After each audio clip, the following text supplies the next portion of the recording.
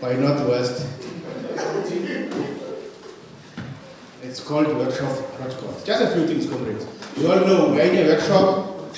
We must be seated when you are required to sit or to be seated. Listen. Give a person who's speaking. If somebody is on the platform, will be sitting down listening.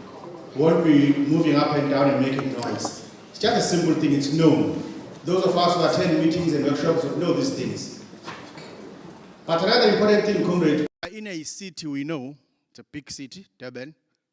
People, when they are here, they've got some new tendencies that they develop. They start disappearing. Please don't disappear. You must be in the workshop throughout. There is a program. We are all guided by the program. If there are small changes, it's fine. We'll go along with the program. But don't disappear. If you go to a loo, you go to a loo, you come back. You are part of the workshop entirely. Remember, you're not doing this for yourself. After here, whatever that happens here must be taken back to our regions and branches. So these members that are not here rely on us. So you are representing your regions as you're here. So don't let them down.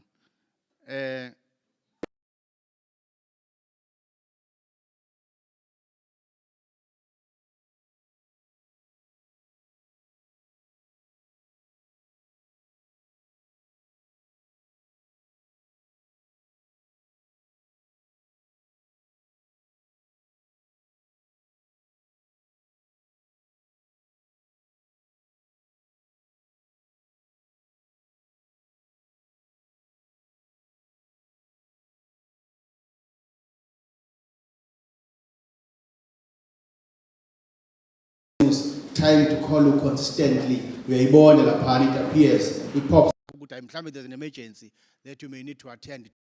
Then you will sneak out and respond to that call, but outside, not inside here, so that we remain orderly inside. That's what we request, comrade. Let us not disturb the program, but let us be free. There must be no tensions. It's a free program. We are happy. No tensions. Thank you very much. Moving on, in our midst, we have got our provincial secretary, she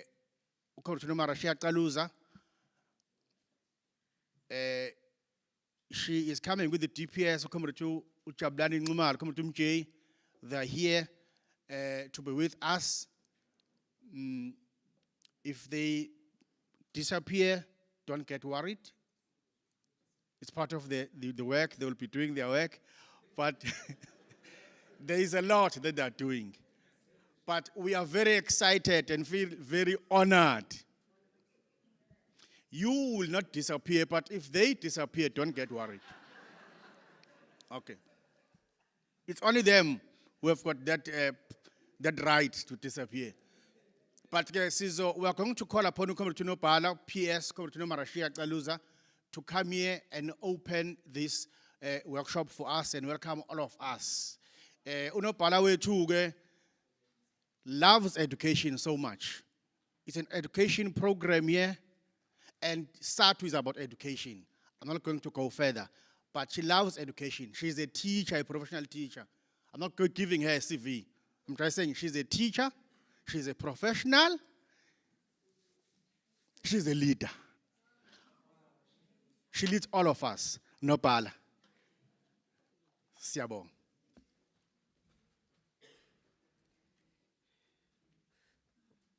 Degnam.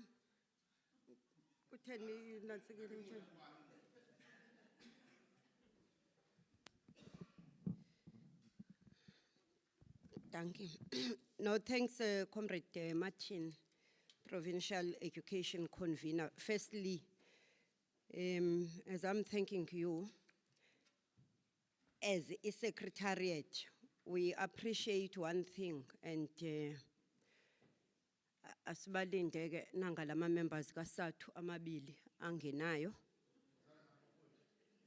There's 2 members of SATU.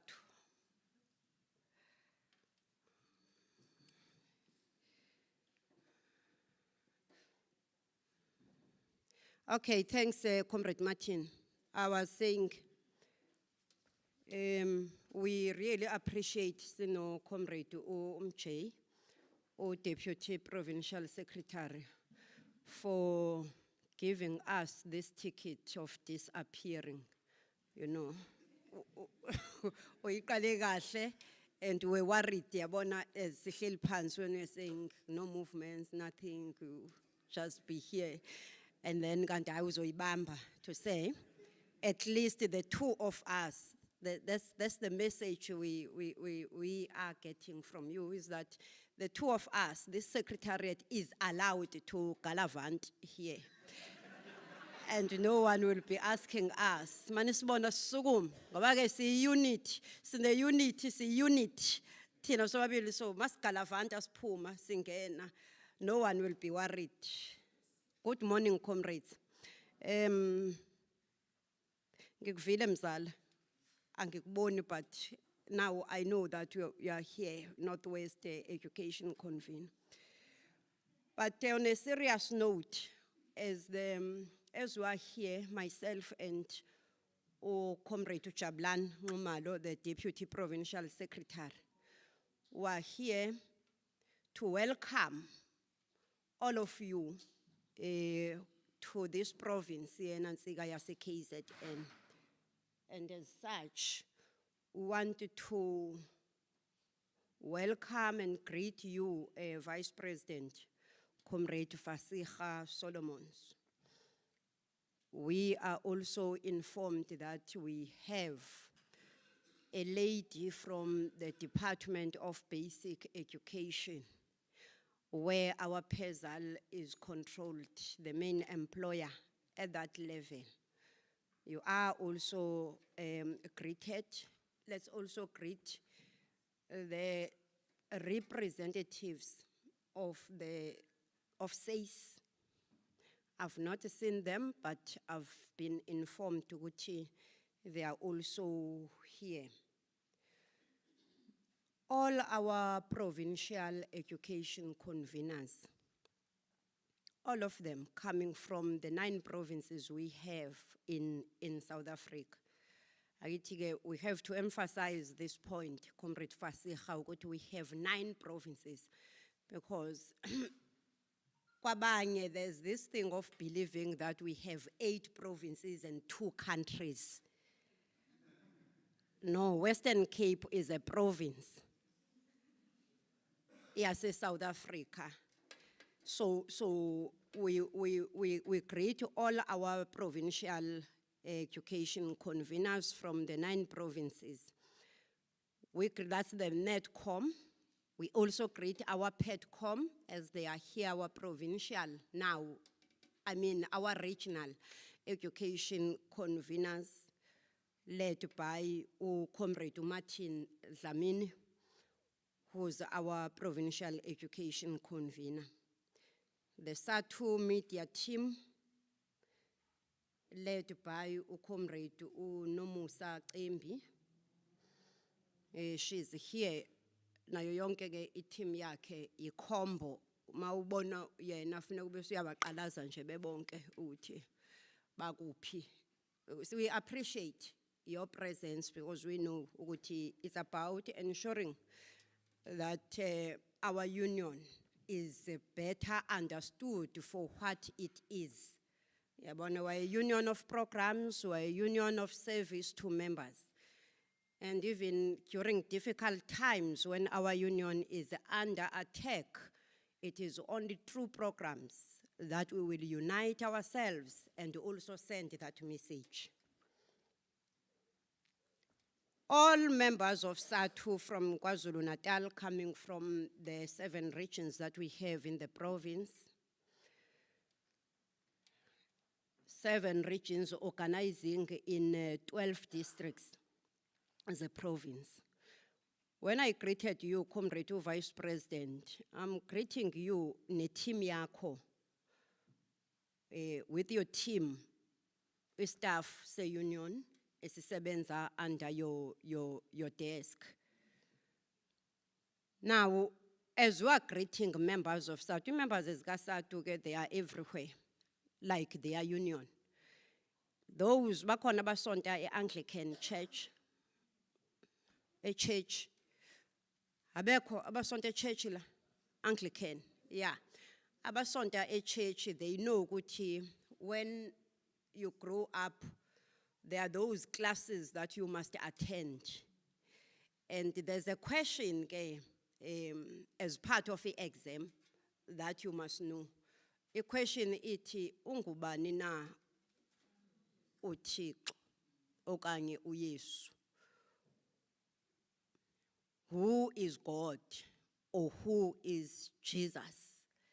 Then answer response ebhalwe lapho ithi uThixo ungumoya omkhulu ongabonakaliyo otholakala kuzo zonke indawo. Our union SATU is the biggest union in KZN. It is a biggest union. It is a biggest union in South Africa, a union of teachers and education workers. And what is different about this union is that exactly like what is said in that response, 99.9% chances that you will find this union everywhere. Everywhere, because when they are everywhere, I want to emphasize everywhere, because in any village or in any location, there must be a school. Because if there's anything that is compulsory, abantwana is education. As long as we have women, a labor ward as we speak, the task of a teacher remains relevant. And the mandate and task of this union remains relevant. That's in brief, that's our union. All the time when I'm thinking about this union, I'm reminded of that question I once confronted ngesikhathi sisathola kakhulu ixesha lokuya ecaweni.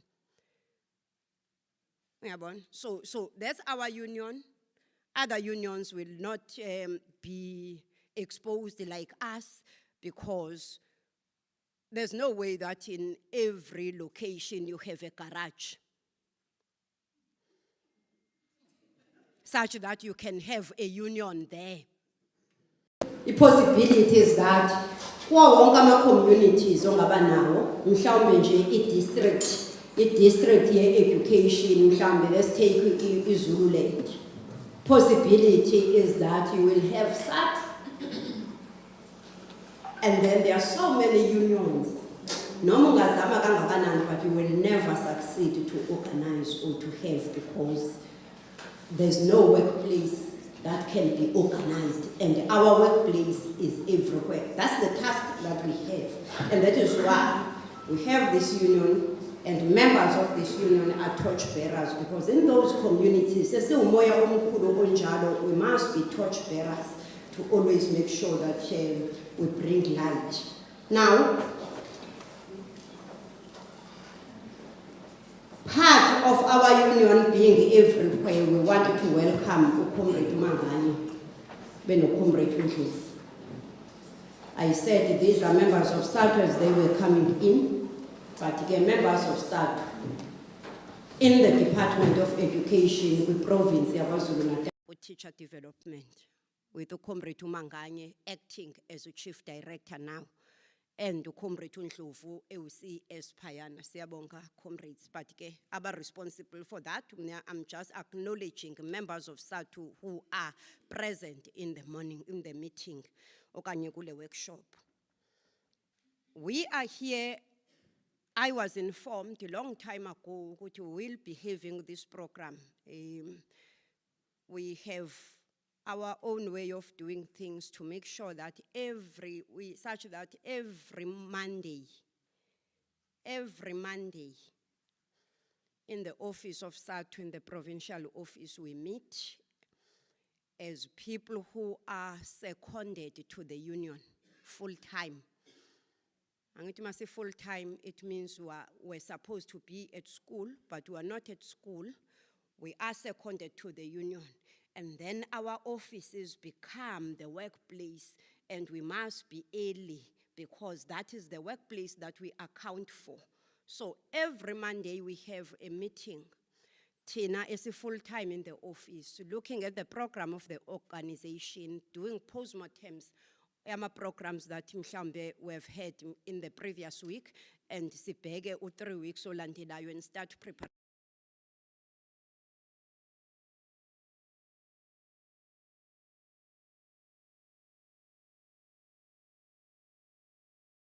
program. I attended PETCOM, and these were the discussions, and then we see how best we assist each other to realize in Ansika vision engakube ikhona. So it's assessment for learning as a program, TUC, Teacher Union Collaboration.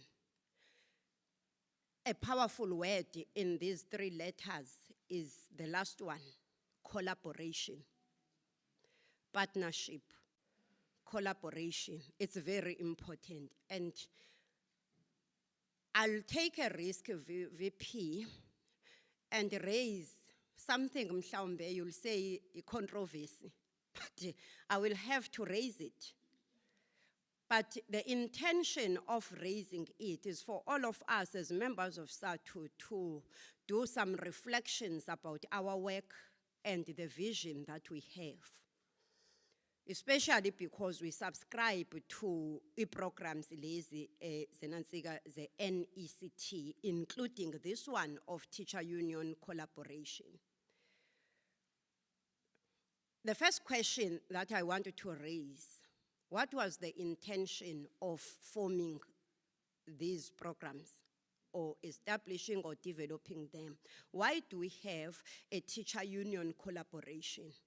In my view, I don't know whether you will have space to engage with this question, but I think it's something that we must do. You may not have time now, but it's something that we must have in our minds. I think the reason why we needed to have, firstly, is it demands that there be a shift in mindset. Too, as teachers, especially members of SATU and all teachers in the country. A shift that will ensure that we are able to identify spaces where we must collaborate. And I think one of those spaces is the workplace, where workers, and for purposes of this program, teachers must be united regardless of their union affiliation, regardless of their ideologies, but unite and be united by the understanding that one thing that is common about us in the workplace is that we are professionals. 2, the understanding that this process, teaching and learning, demands that there be unity in the workplace and in the classroom. Whether we belong to different teacher unions, but once in the workplace, there is a need that there be unity amongst the workers and teachers, to be specific. Now, TUC, Teacher Union Collaboration. Why are we having members of SATU only here in this hall? I know, I said I'm going to be controversial, VP. I know we are here as members of SATU because we've been allocated assessment for learning as our focus area for 2023. And the other unions have also been allocated other focus areas. Now, a question that I'm raising, is it serving the purpose that if SATU is allocated the assessment for learning, SATU will convene her members, only her members, and run the assessment for learning workshop. Then the other union, mhlambe yona, is allocated the entrepreneurship, and then convenes her members eceleni and runs that. When are members of SATU going to get that entrepreneurship? And when are those members, those teachers belonging to other unions, when are they going to access this program of Onansika assessment for learning? Also, the following year, SATU take entrepreneurship and the other union takes others. Is it not time consuming? Is it not time that we understand that we have to unite, we have to collaborate? And then there must be no tensions. If there's a need for a workshop to be convened and we need members of other teacher unions, we must freely organize those sessions. I know that our unions tried, but we were defied by membership on the ground to say, no, I can't attend a workshop organized by others. It's high time, comrades, that we change, that we shift. Because if we are not able to collaborate at a program level, it means even there, at a school level, there's no way we'll always be divided along our ideologies and union affiliations. Then I believe that the workshop will also assist you on my behalf to understand the program is assessment for learning. The question that I have for who? Learning for who? Since there are two people engaged or involved, as the teacher and the learner, and there are two processes, there's teaching, there's learning. Then this assessment, it's assessment for learning. It is my wish that this workshop is realizing and achieve that, understand that the assessment must be to ensure that the end product is that there's learning that has taken place. Because sometimes we know that there's assessment for teaching. I'm giving you a new terminology, Comrade Ndlovu. Assessment for teaching, and that assessment for teaching is assessment for the teacher so that the teacher can comply. It's for compliance by the teacher. I've covered the syllabus and I've written the test. I've set the test, learners exam, they've written, and I have marks. Lezo marks, 10%, 5%, 100. It's something of another day, but the most important thing is that I've covered the topics I said I will cover during this term. 2, class test, class exercise, or what. 3, we've written a test. So that one is for the teacher, and the learner is pushed to the corner because there's no assessment for learning. No one is interested in understanding whether there was learning that took place. So those are the questions that we will have to grapple with and try to assist one another. But comrades, mine, I must say. Coming here on stage was to greet you on behalf of the Provincial Executive Committee of KwaZulu-Natal. Secondly, since Nigwi province ya KwaZulu-Natal, we wanted to say welcome to the province. Feel at home. Yes, Comrade Martin has indicated what we need focus because there must be value for money. There's a lot of money that has been invested in the program. Investment yoqala is to move us from our locations to Elangeni, where we are having to the venue. Second investment is that they made sure that yesterday we're fed. Also this morning, they made sure, school nutrition, we have sorted all those things. Sidlile izolo, sidlile this morning, we are 100% sure we will have lunch, we will have dinner the following day. That's the investment. Also, our union has invested in us and making sure that at all times we smile at each other. And it is this smile that will keep us together. So there must be value for all this investment. And the little that we can do is to focus, make sure that siyahlala kule workshop, so that when time comes for going down, here you are just 84, am I correct, Comrade Martin? My numbers were 64, yeah, 64. But we have thousands and thousands of teachers in KwaZulu-Natal. The hope of the union, the trust of the union is on the 64 teachers to go back and cascade the information. You'll not be able to cascade umangabe isikhathi esikhulu usihlele eminyango ungasihleli la ngaphakathi. And remember, ukusoloko si honest ngaso sonke isikhathi, we are supposed to be at school. Angithi namhlanje Thursday kufanele kuthiwe sisesikolweni. Namhlanje the learners that we are assigned with are without teachers. Basele nozakwethu. They are without teachers. And the reason why you have been granted permission to come here, granted by the union that has identified you, granted by the employer, which is the principal representing the employer at that level. It is all because the union and the department believe that coming here will benefit thousands and thousands of teachers and learners.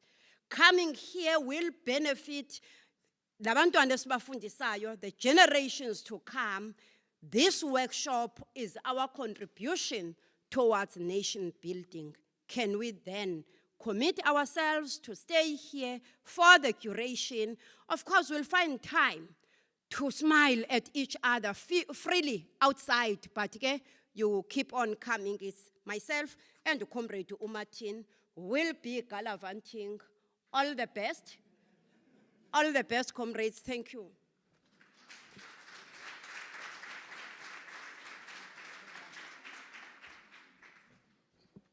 Thank you, Nopala. No, you did not take long. By your standards.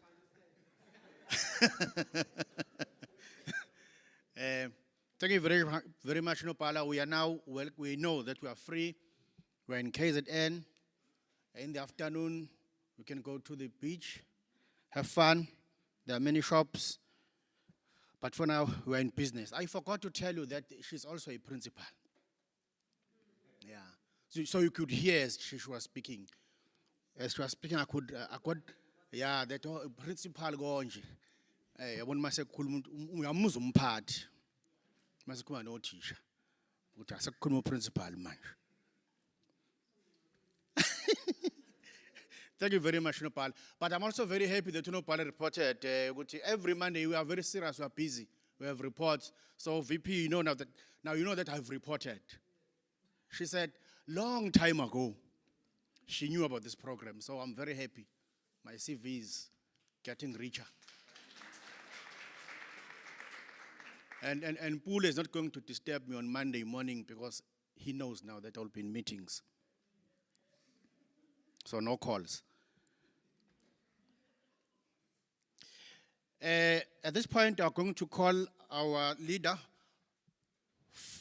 Now, all of us here, we've been welcomed by our leader at the level of the province, but I belong to the education desk. I'm a provincial education convener, but I'm led by our vice president who leads us.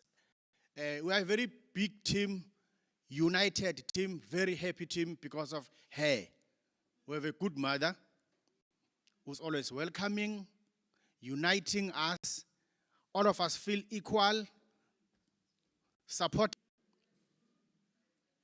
You see, yeah. Those guys who are sitting at the back in that table. That last table, Nopal. Yes, that's Netcom. Thank you very much, VP, for always being there for us, even when we are not sure what to do. It's easy to call her and she will give you support any time of the day. We are very happy. VP is a very hardworking leader, very serious about her work, about education. She's very passionate. Actually, when there's a task to do, she never sleeps and address us. That's Comrade VP. Deliberately, I did not introduce people, comrades, because she will do that part in a very nice way. Comrade VP, thank you very much.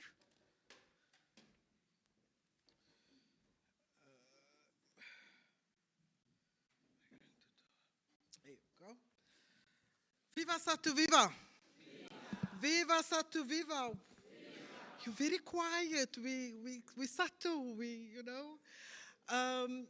Comrades, good morning to our comrades and our guests that's present here today. That Satu wants to do to improve that. So I want to acknowledge the provincial leadership. I also want to give a special acknowledgement to the provincial education convener, because he's going to play a very vital role to coordinate the process on behalf of the PEC of KZN.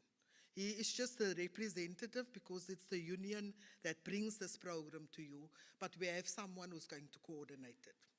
And so I want to acknowledge Comrade Martins, especially for the hard work that he's put in also. I also want to acknowledge the regional education conveners, comrades, because you're going to play a vital role in terms of the rollout. And you've been selected, as the PS said, comrades, to be here. And so people have put their trust in you, and so therefore we cannot fail them, comrades, in terms of moving forward, and we will explain how we will do that. I also want to acknowledge the MANETCOM, the provincial education conveners. Comrades, I want to ask them to stand because they're here to observe, Comrade Martin. They're here to advise, and the pilot is about ensuring that we rectify the challenges that we may have, look at the quality of the program, look at whether the program is ready to be rolled out in the other provinces.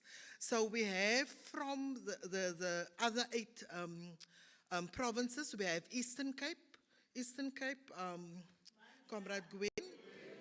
We also have next to us, Comrade, very new to our desk or our portfolio is Comrade Lynette from Limpopo. We have next to her Comrade Zodwa of Mpumalanga. Then we have Northwest, Comrade Kusta. We have Louisa from Gauteng. We have Comrade Jacques from Northern Cape. And then we have what did you say, Comrade P.S.? The country within a country, Western Cape,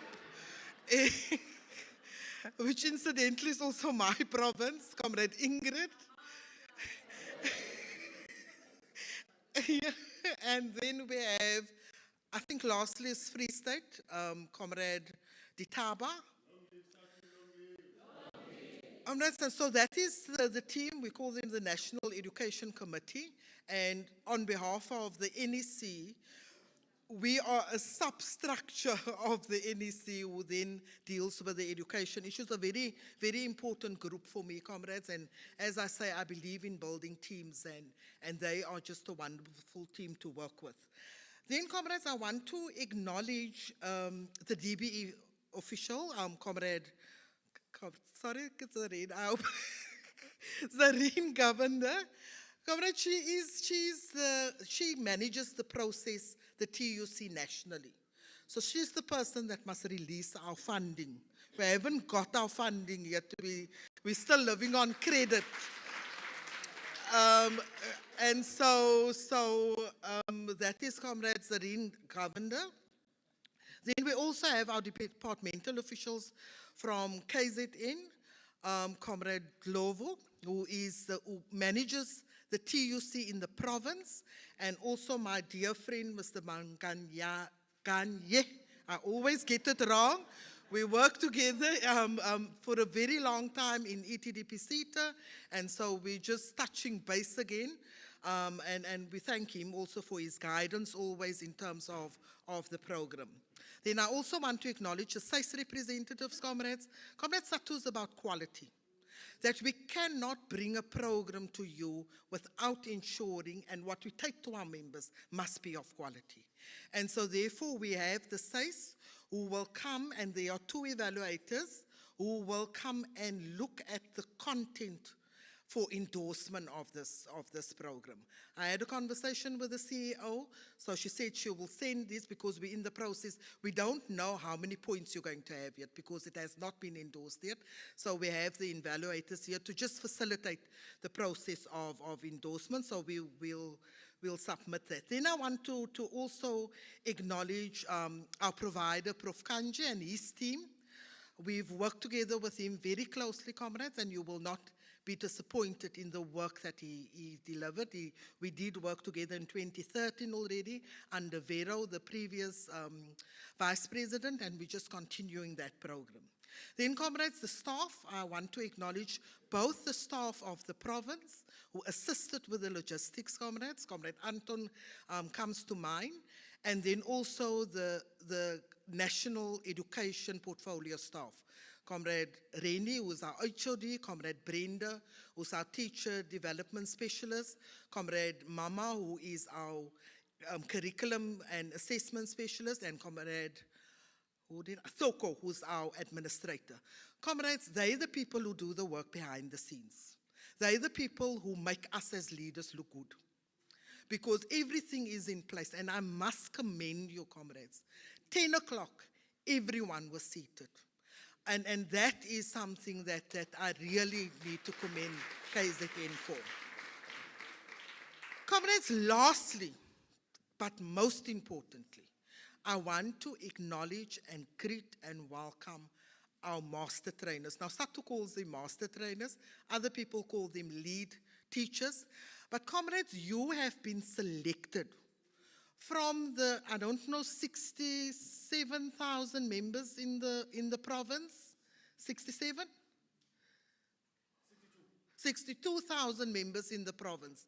You have been selected to come and to be the master facilitators, comrades. So people identified something in you.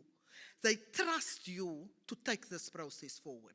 And we need to ensure, comrades, through our conduct and through what it is that we still need to do, that we're not going to disappoint the people who actually put that trust in. So there's going to be a lot of pressure on you, comrades, and we thank you in advance for the work you're going to do on behalf of the union in service of our members. So thank you very much. Those are the acknowledgement, comrade. So let me then come to what my duty is here today. I'm here to just do the introduction of the program. I want to speak about why SATU is doing, and Nobala touched on it, but I just want to amplify why is SATU doing what they are doing in terms of empowering our members. Then I'm going to talk about the TUC and raise the critical issue that Nobala raised about, are we truly a teacher union collaboration if we're still doing things separately as unions? And we've had major challenges with regard to that. And then I'm going to speak about just the purpose of the 4 days that we're here. And we had to compromise, because I must say from this platform that as SATU, we must protect contact time. We must protect teaching time. That is a principle that we cannot move away with. So what we had to do, we needed to compromise to say, we need 4 days, because this is not going to be orientation, comrades. This is going to be hard work. It's going to be training. We must ensure that you are ready to go and do the training. So we must prepare you thoroughly. So we couldn't do it in 1 day and say, okay, 2 days and leave you. So we said, give us 2 of your days, your Saturday and your Sunday, and we then asked the department for 2 of these days. So we had to compromise, comrades, understanding that as SATU we want to at all times protect. But there are times when we need to move outside of that with good reason. So comrades, I always start with this, with this slide whenever I speak, because we need to understand the mighty union that we belong to.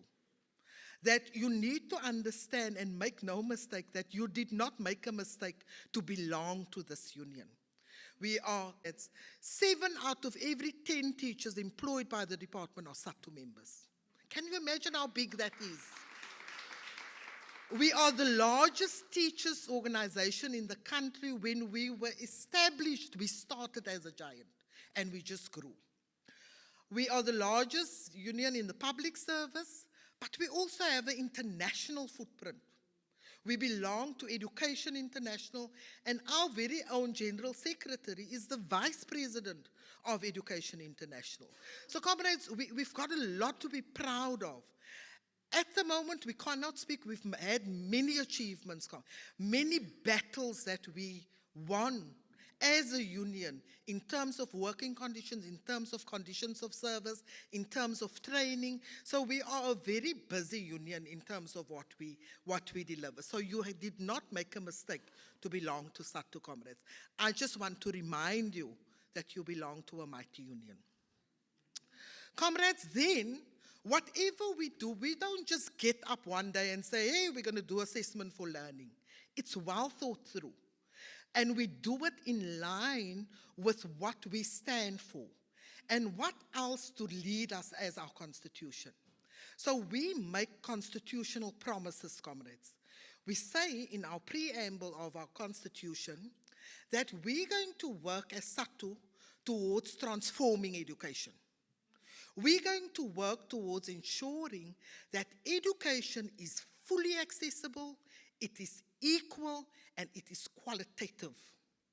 And I've underlined the word qualitative because this program is going to be about how we as SATU is going to contribute to the quality of the teaching and learning within the classroom. Because that is where the rubber hits the road. You are at the chalk face of implementing.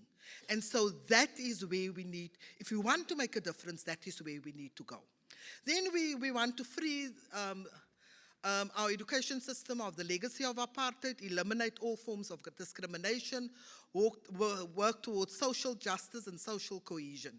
So this is the constitutional promise, and we need to ensure that the programs that we implement is aligned to what we are promising within our constitution. Then, comrades, we have our guiding document, which is our 2030 vision, and we deal with today we're going to deal with 2 pillars of our vision. It's about servicing our members. This is servicing you, comrades. This is part of SATU, servicing you. While we're going to empower you and capacitate, we're also servicing you.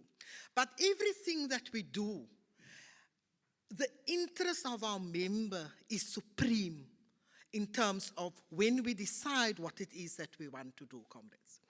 We also ensure that we establish membership-targeted capacity-building programs that separates a SATU member from the rest. Now, comrades, on Monday, you're going to go back to your school, and what is going to separate you from the rest of the staff is that you are going to be the first cohort of teachers that has been exposed to a 4-day training on assessment for learning. And so when you go back, comrades, this is what the union is bringing to you. You're going to go back and you're going to be, that is going to set you apart from the rest of the staff. And you need to share. You need to share when we go back. Then it's also about creating a learning nation. Obviously, this is what we're going to do, ensuring that we continuously learn, we continuously upskill you as our members. Because, comrades, we work in the sector of education, and education is dynamic. Policies change, your curriculum changes, and so you need to be kept up to date continuously, we need to continuously develop you so that you can be abreast with the developments in education. But more importantly, comrades, you teach learners to go and operate in a changing world. And so you cannot stagnate. You need to ensure that you sharpen your skills, your knowledge all the time. We're talking about skills for a changing world. It was not part of our initial teacher training. So therefore, for you to teach the skills for a changing world, we need to ensure that we update you continuously. And the union plays a critical role in terms of doing that. Comrades, then we want to say we're not confused. We know that we are a trade union in education. We're not a political party. We are a trade union in education. And as a trade union in education, we have certain responsibilities. We maintain your improved working conditions. We negotiate on your behalf. We regulate the relationship between employer and employer, and we represent your interests. And we do that through collective bargaining and negotiation. But comrades, as a union, we've long time stepped above that to say that because we're in a union of education, the quality of education is a priority for SATU. That is the sector within which we organize. So the quality of education that is going to be delivered is important to us as a union. And so we always stress that we can organize education workers for better working conditions while we are empowering them to deliver quality education. So what we're saying that we're the voice of teachers, but we also have a central role to play in terms of teacher development. And what we do is we bring together unionism and professionalism. And you know that we have the slogan which speaks to, we can teach and fight at the same time. And as SATU, we demonstrate that we can fight, but we can also equally hard capacitate and improve the quality of our education system. So comrades, quality. So if we're talking about quality education, as SATU we're saying that for quality education we need quality teachers. And there's the narrative going around, the single most important factor influencing the quality of education is teachers. Quality of an education system cannot exceed the quality of its teachers. No education system can be better than its teachers. And this narrative that links quality education with the quality of the teacher is supported by research. Okay?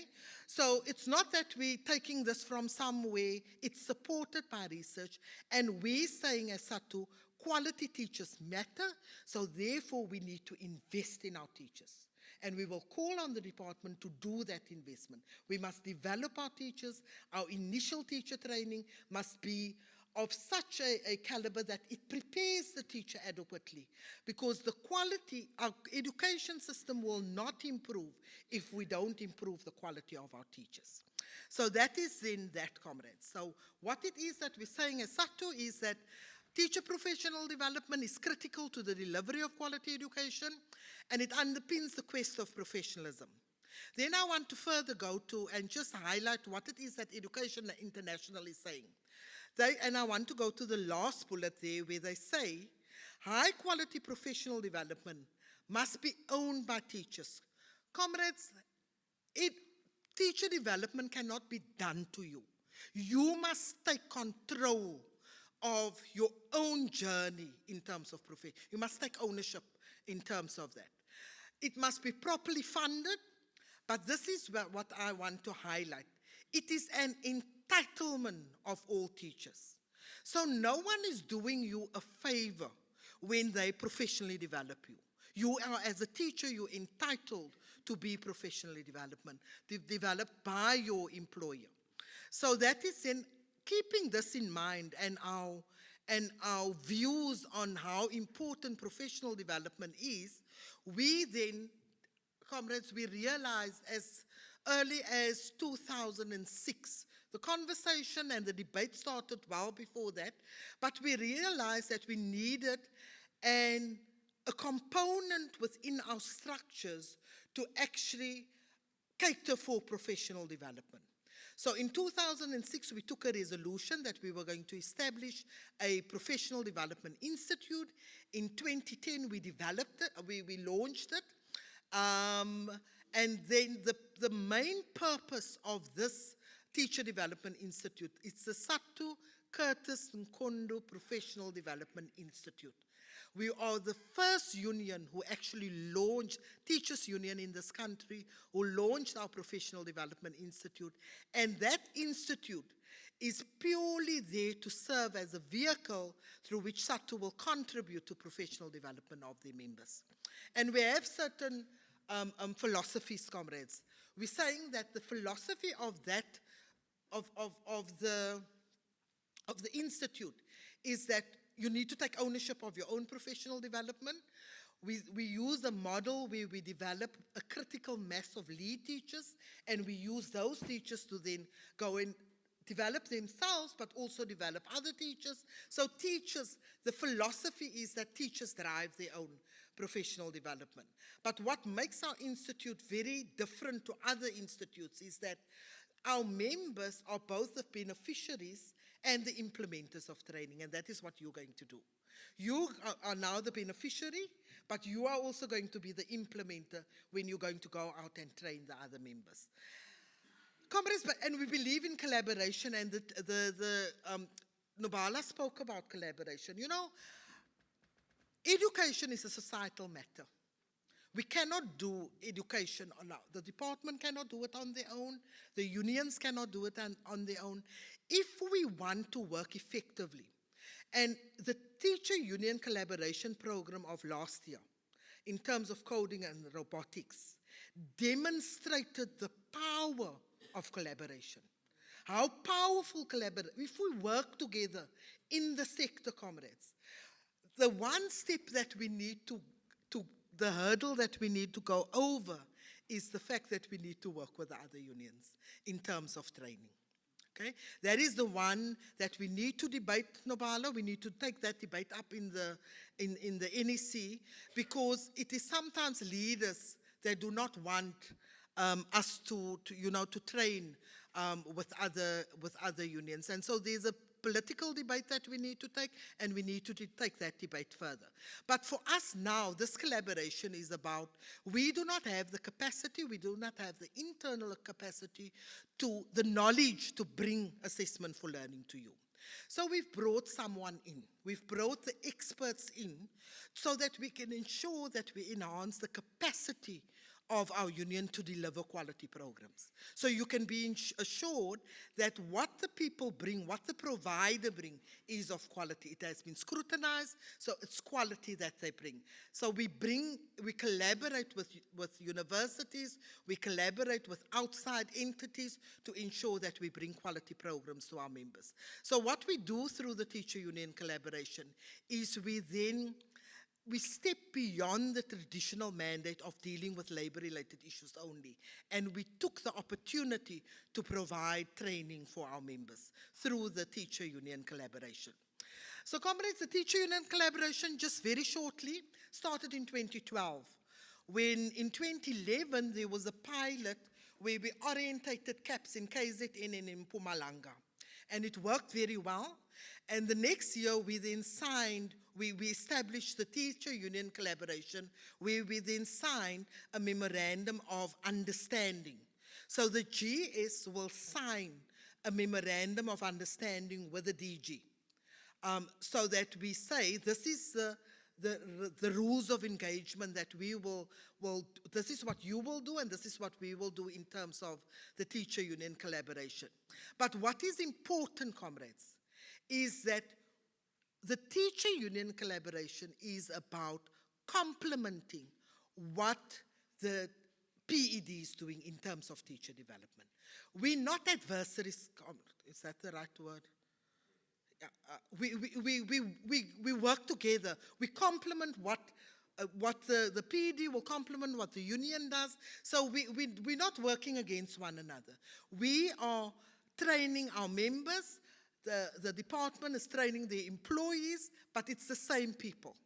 So therefore, this is what we want you to understand with the teacher union collaboration, that we're working together. That is why the department is here, the union officials is here, and that we work together in taking this program forward. So 2022 was a change in the way we operated within the teacher union collaboration. We had the framework that was developed for implementing skills for a changing world. We were then guided, comrades, to do coding and robotics, but we were open also to do other skills in terms of skills for a changing world. And so what the framework did was it then identified the responsibilities of the department and the responsibilities of the union. Now, with the teacher union collaboration, comrades, the union gets the funding. And so therefore the union needs to account for that funding. Everything that we spend, comrades, that is why we must sign the registers, we must fill in the evaluation forms, because we as the union receive the funding and we must go and account for every cent that we are using. So last year, comrades, it was a very good year for SATU in terms of coding and robotics. We set the... You know, there was just a buzz across the country, across the provinces in terms of coding and robotics. And it was a successful program because of the commitment of SATU members to bring, you know, comrades, I cannot tell you how grateful we are for the conveners, the provincial conveners, the regional conveners, but our trainers, we do not pay our facilitators, comrades. We don't pay them. But the commitment that they showed in terms of preparation, going there over weekends to go and train, it is just something that is commendable in terms of the caliber of member that we have. So we're hoping, comrades, that the phase 2 is going to be equally successful. So we're now in phase 2. And as SATU, we've identified 2 focus areas. We've identified unplugged coding for the visually impaired and for Elson schools because it's in line with inclusion. As SATU, we need to ensure that we cater for all. And so therefore we have some adaptations being done. So part of our budget is going to go towards the visually impaired. Also groundbreaking for SATU, comrades. SATU is the only union who's going to do that. And so we really need to commend ourselves for the foresight that we have. And the second focus area is assessment for learning, and this is why you are here. We're very excited about this, comrades, because of the challenges that we have in the country that is linked to assessment and our assessment practices, and whether the question that we need to ask is whether our assessment practices actually contributes to effective and quality teaching and learning. And the answer is no, comrades. And I will explain to you why. Why then it is that SATU decided on assessment for learning. We're concerned about our education system. We're concerned about assessment in education. Assessment in this country is driven by tests and examinations. Our curriculum is driven by examinations, not assessment. It's only driven by summative assessment, comrades.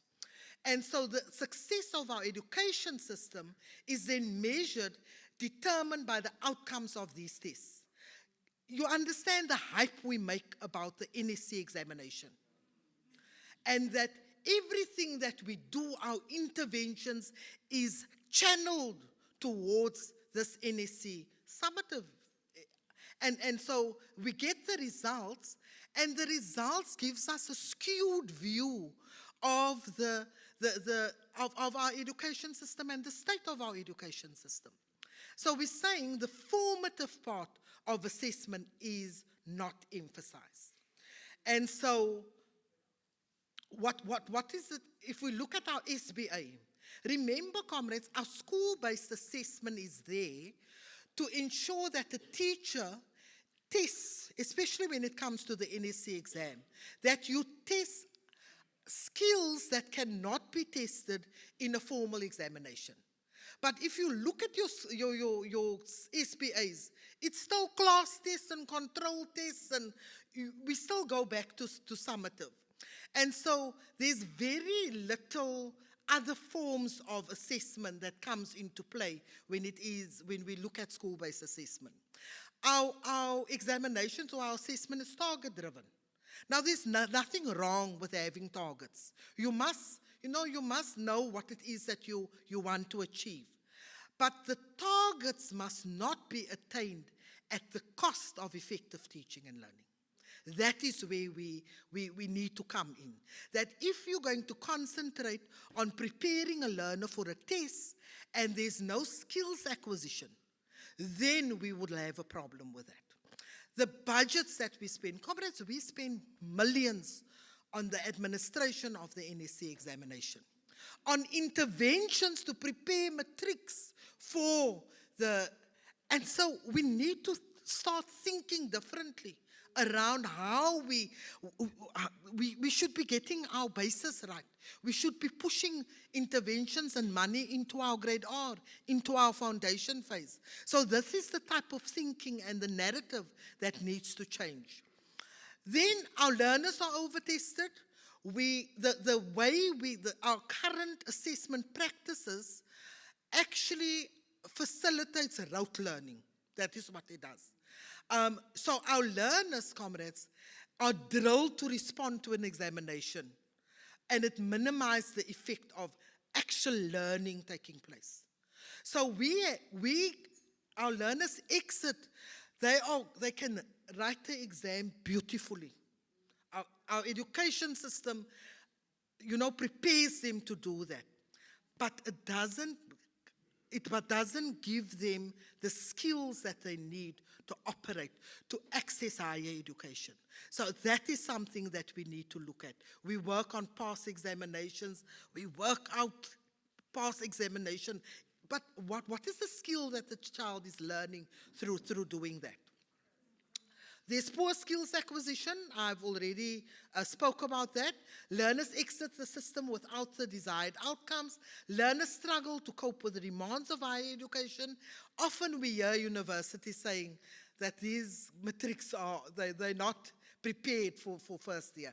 And our first year students at universities then fall. We have lots of dropouts, comrades. We're not preparing our learners for the world of work and for general citizenship. We're not doing that because we are overtly concentrating on summative assessment. And so we need to change that. As Sato is saying, we need to change that. The poor teachers overworked. We teach to the test. Because we are pressurized, teachers then teach to the test. There's less time spent on teaching, mastery of skills, and curriculum coverage. But we must also understand that curriculum coverage does not necessarily mean that learning has taken place. You can cover the curriculum without actually knowing whether learning has taken place. So we need to look at that issue as well. So what will make the difference? What we are doing, we're fattening the pig, but by weighing it. We're writing summative, and then we get a result. We're writing, but we do nothing with the results.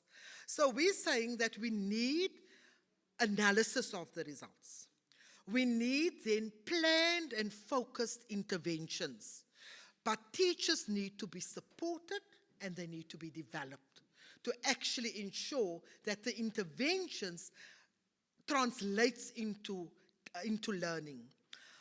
Data must be utilized for the benefit of teaching and learning, and we think, this is our view, that this is where assessment for learning will assist us.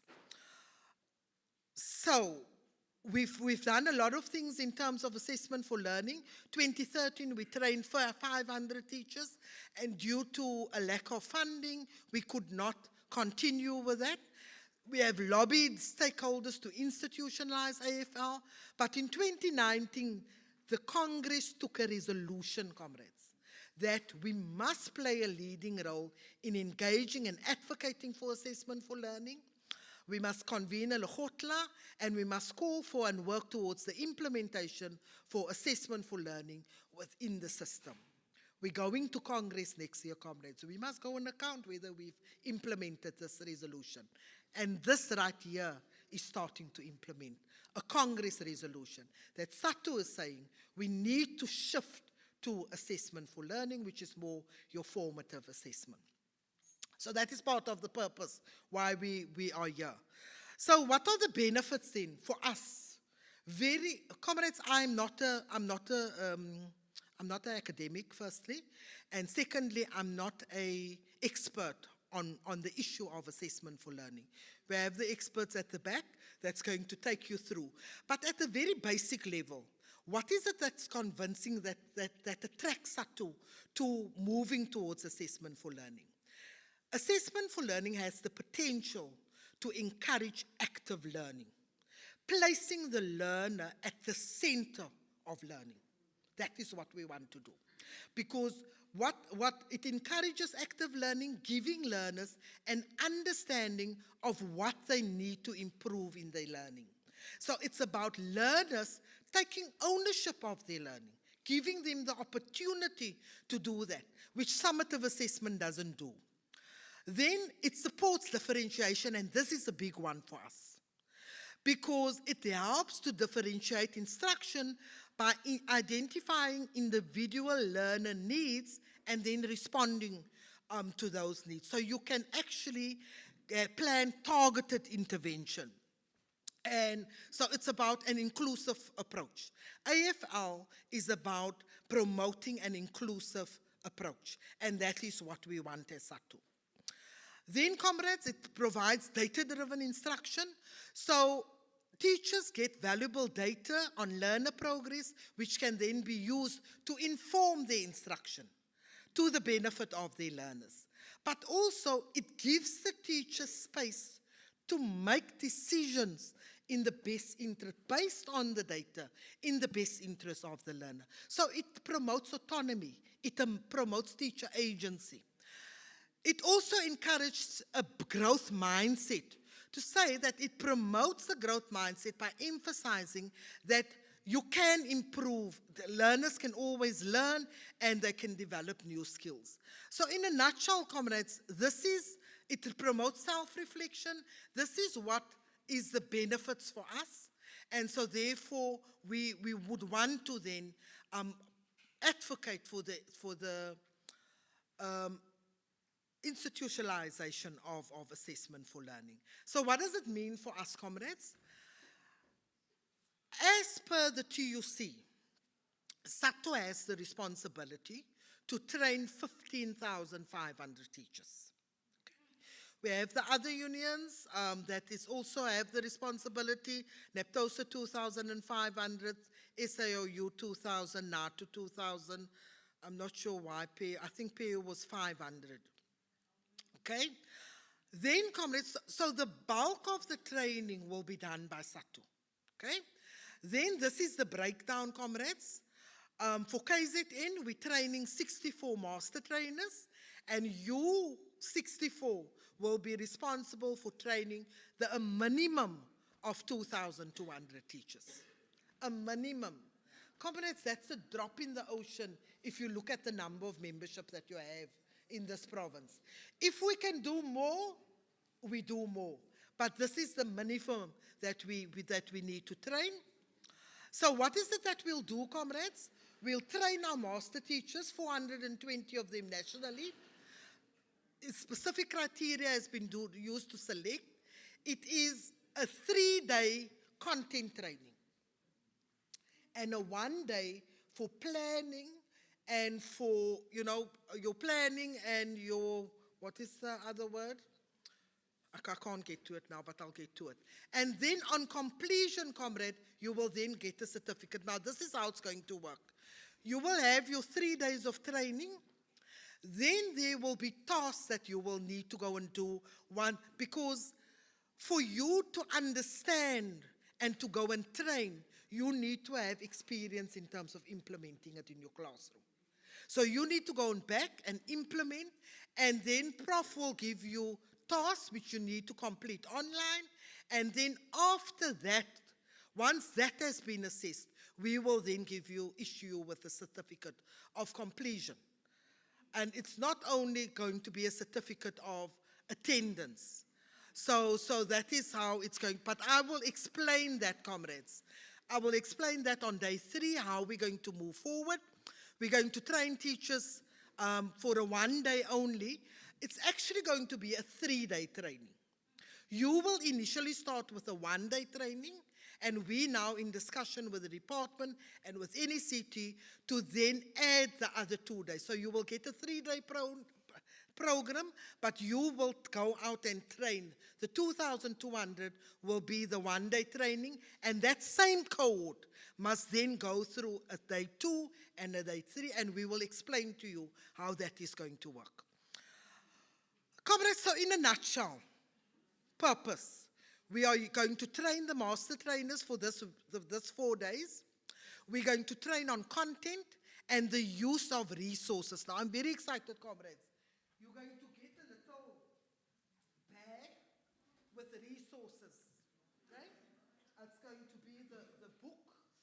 Then there's going to be a flash drive and all the other material that you're going to need to actually go through the training. You see on here is SATU. It's SATU's property.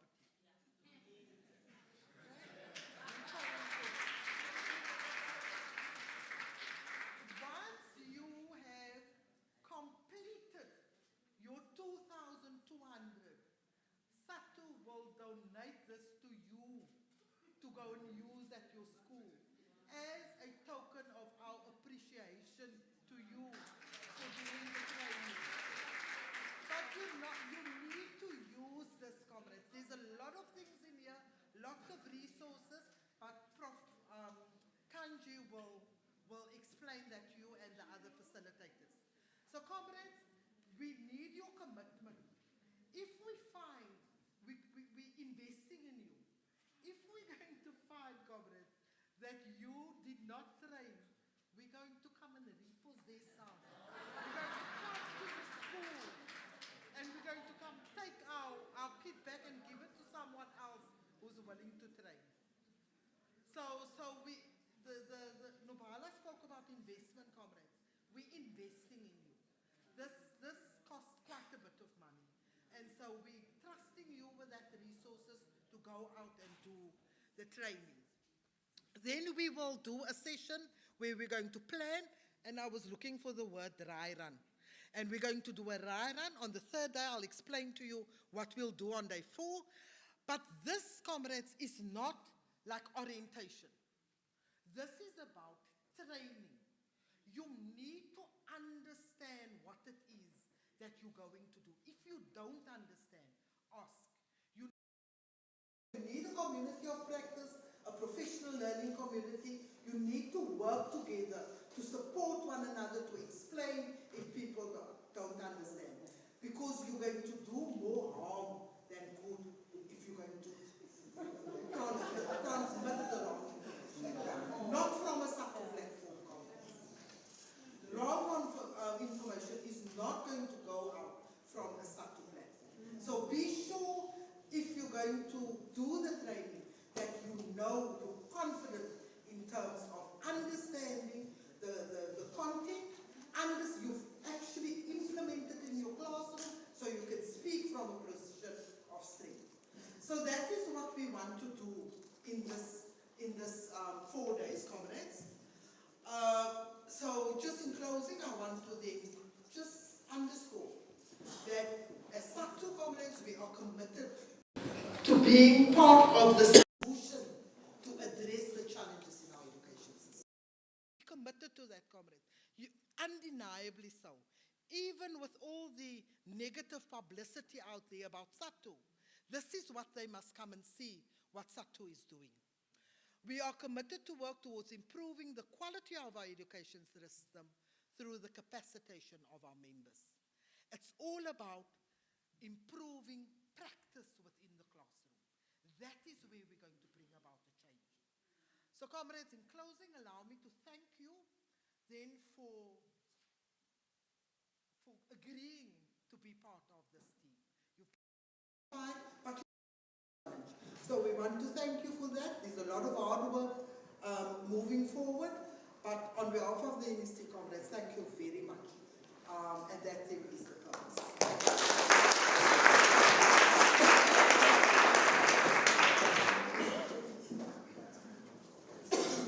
Thank you very much, VP. A professional speaking. That was professional talk.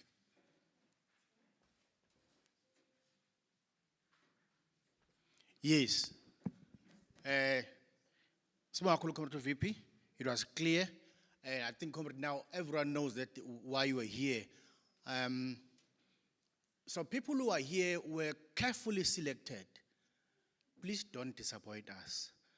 I remember when I was speaking to one regional secretary, she asked me, it's a she. It's a she.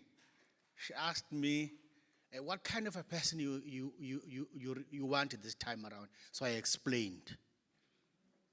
Mustn't explain. She said, "We're shooting at this time. Go serious. Akufuneka umuntu onqaka nje kuphela. For umuntu who knows their story. So I believe people who are here knows their story, and it's people who are not going.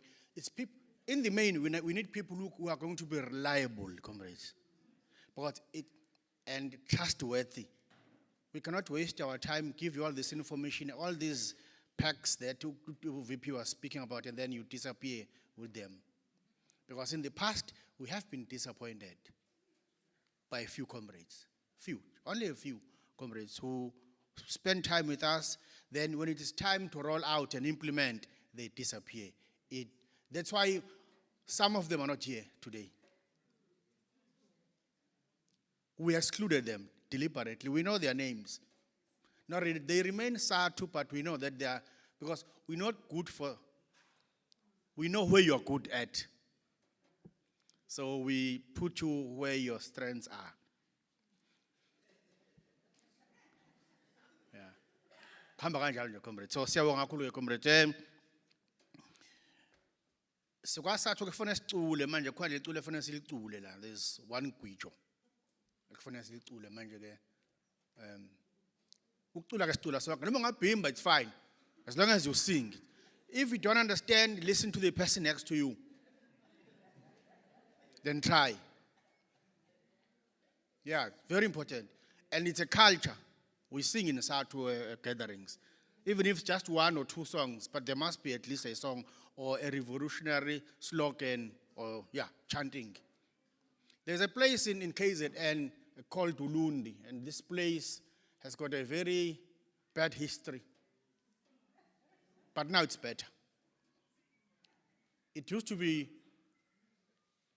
notorious for serious political intolerance.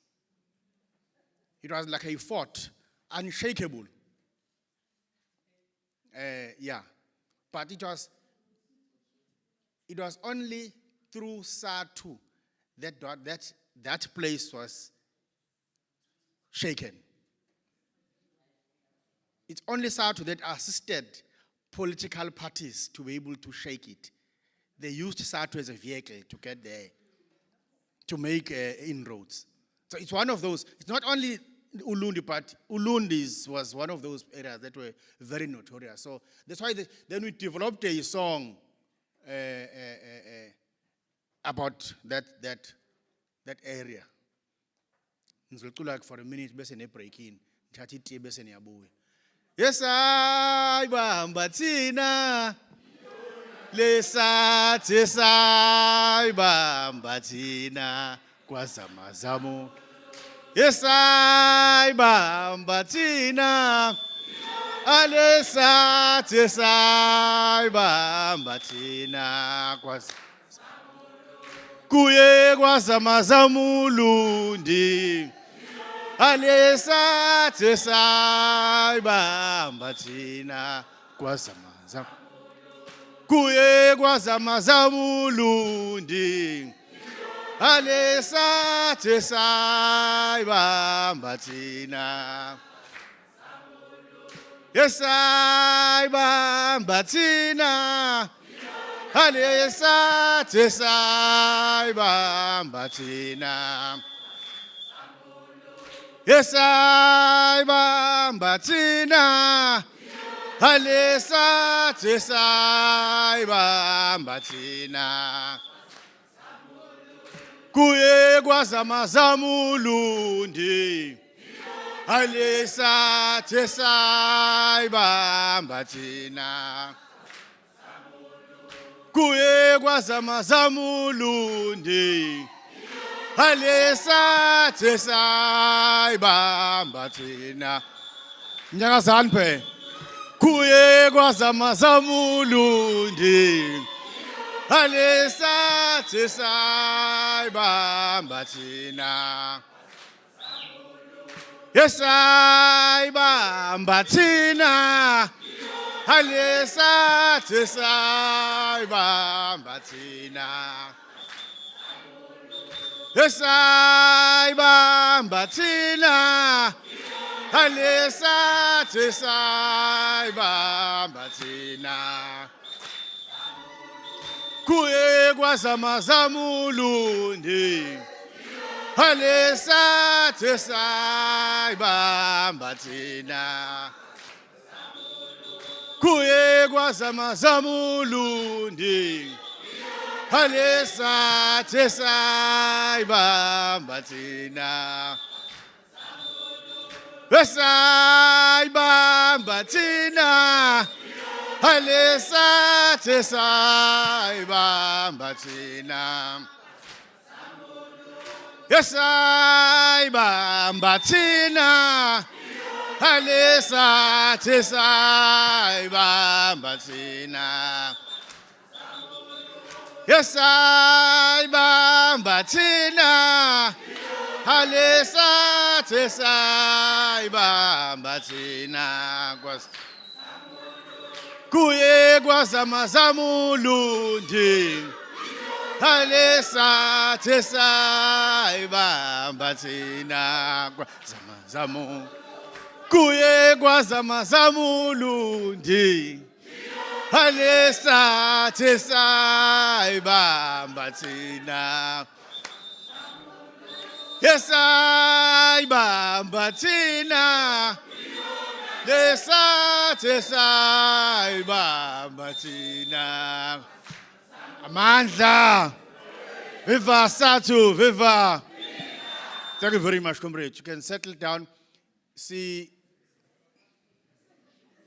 I am not sure, comrade Joe. We want to go for a short tea break and come back, but I'm not sure. I want to be guided, comrade VP. We wanted to give our department an opportunity to greet us, say a word or two before we go to a break. Then we come back and continue the program. Because we want to close the issue of speeches now. Leadership. These are members of... Oh, yes, yes.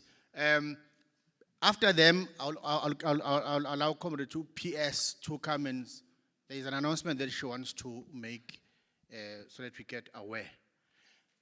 Comrade Chumangani.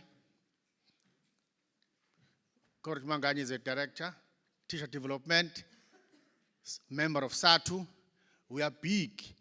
Even in the department, we are there.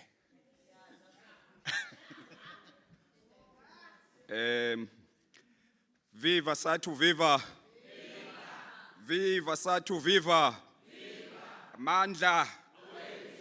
Thank you, Comrade Program Director, Education Convener.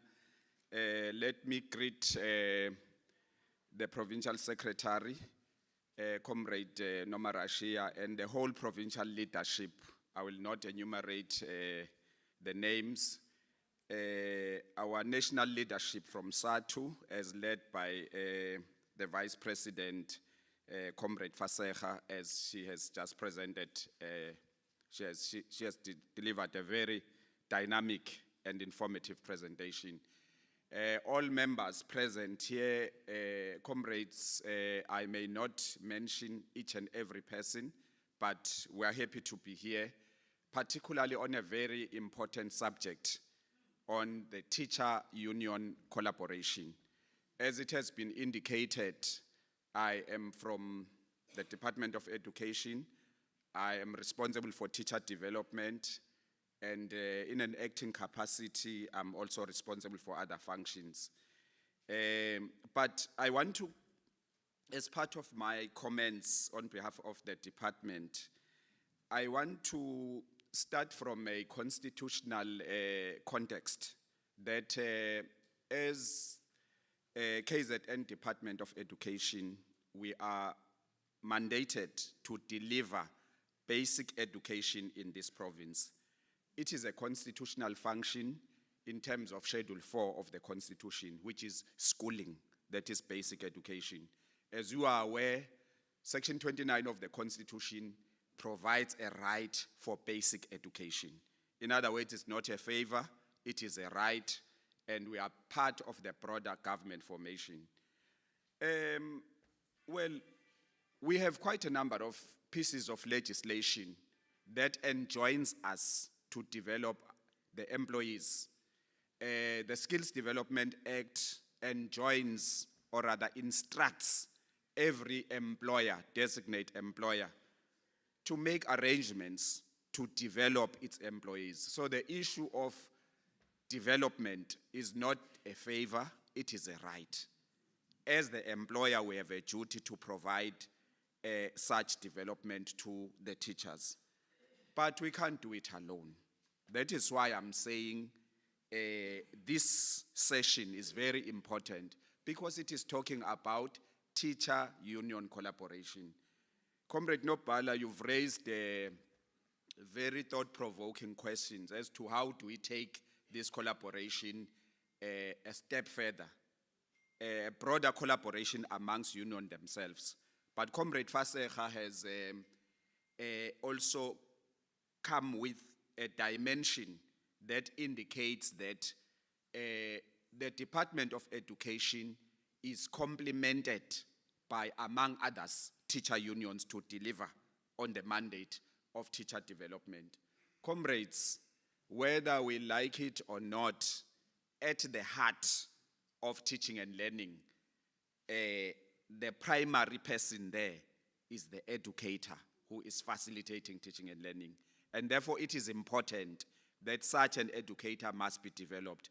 Comrade Faseha has indicated that the environment in which we operate is changing, and therefore we need to have the skills of the changing world. Towards concluding my remarks, you know, this focus of this TUC, which is on assessment, assessment for learning. Comrades, as teachers and as the department, we make quite a number of decisions about learners. Some of those decisions include deciding whether a learner must progress to the next grade, that is summative assessment. But other decisions that we make are on the basis of formative assessment. In other words, based on the assessments that we conduct, how do we assess the learner so that the learner can achieve better? So this is the best, one of the best programs that you have come up with, working with the department, and we are fully behind you, Comrade Martin, as the education convener. You know, teacher development and the education convener is hand in glove. We work hand in gloves. So thank you very much, comrades. We are quite excited.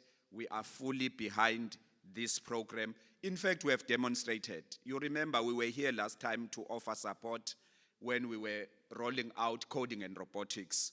We said we were going to establish, working with SATU, we are going to establish SATU and other unions. We said we are going to establish a provincial project management team for the TUC. It was established and it is functional.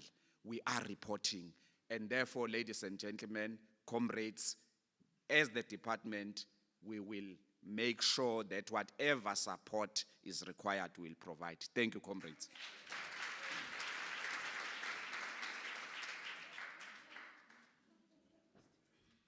Thank you very much, Comrade Tumangani. Now, when we are supported by the head office, It's a serious matter. So we cannot be stopped by they allow us, they even write letters to allow us to leave and do the work. So we cannot be stopped by a principal. Supported by head office. So tell the principal that we were with the head office where we're coming from. Comrade Nopala, please, you can now come forward, Nopala. There's an announcement and information, very serious information that Nopala must share with us. Comrade PS.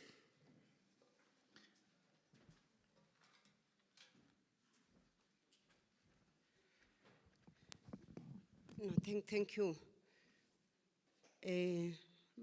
Provincial Education Convener from Northern Cape. This song, Yona Lesatho Saibamba Zamazamulundi. It simply says, this is the union, SATU, that fought and made sure that Ulundi got shaken. Ulundi, when we talk of Ulundi, the establishment of the IFP, which was in government when our union was formed. It was the provincial government leading the provincial government, and the legislature was in Ulundi. And it tried by all means to block the formation, the establishment of this union, frustrated even the recognition of the union, such that President Mdladlan and the then General Secretary had to visit Ulundi for several times in trying to engage the establishment. I got access, don't ask how, of the minutes of one of the meetings. Their caucus, IFP caucus, government officials preparing for the meeting with our union leadership in 1993. So they had their caucus. There was a team that was selected to engage with SATU. And part of what they said as you read the minutes, but SATU cannot be allowed to be bigger than NATO. It will, in fact, they said, it will be dangerous to allow SATU, to recognize SATU. And SATU cannot be allowed to be bigger than NATO. That was the government of Inkatha. It's written down. Those are minutes. I have those minutes. I know the individuals who were participating in that. So that is our struggle as the union and in this province in particular. But members of SATU, some were killed. Some had to be displaced from their areas of work, especially in Zululand district, that area of Vryheid, because they were now targeted for joining SATU. Some were buried, some had to leave Lapayana, and that's what informed the displacement collective agreement, Yase KZN, in trying to protect. Those are some of the struggles that we fought, but at the end, Ulundi was shaken, and SATU made sure that the ANC comes into power in 2004, when SATU took a stand to say, from now, we're sending our troops to go observe and be everywhere. And njengomoya omkhulu ongabonakaliyo is trusted by the communities, by parents, even those that are IFP, because we are parents to their children. And things turned around. That government was, the system, the establishment was shaken. That's our history. That's the meaning of the song. That is why, if you look at them as they sing, some become emotional about this union. So that's our history. But the announcement, there's something, Comrade Nomus, I don't know whether she failed, about that which I sent to you. Can you please? Okay, so as I'm giving you the meaning of this song, I'm standing here to report to you that in the early hours of this morning, we lost Comrade Willie Naidu from Pietermaritzburg. Comrade Willie led this union when it was established. And you know, part of our history in KZN is that there are unions that had to be closed for this union SATU to be formed. And Willie belonged to one of those unions like TASA, which was in the main a union of principals of Indian origin. So he led our union from those early years to the level where he became the regional treasurer. For many, many years, I think he became the regional treasurer for more than 10 years. And then he became the regional secretary from 2009 and left the union in 2018, or between 15 and 18, somewhere there, when we seconded him to the Department of Education at head office, kwa curriculum. So, can we all rise so that we observe a moment of silence as we remember our comrade, our hero, and the brief history that I narrated. The message is that even that history of the union is incomplete if we don't mention Comrade Willie. Comrade Brenda Ndelu worked with Willie as his principal. Willie was the principal ka Comrade Brenda, Herikwala or former Midlands region.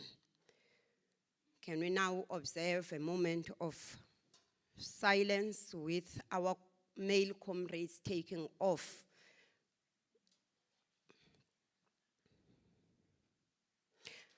Hamba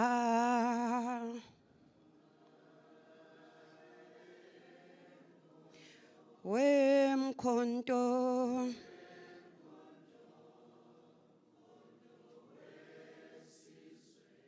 amandla, amandla.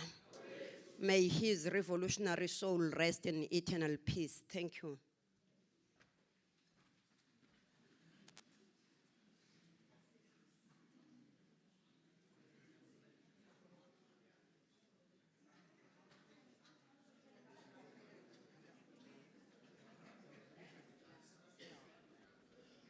Comrades, just two announcements, please. I'm sorry to come back.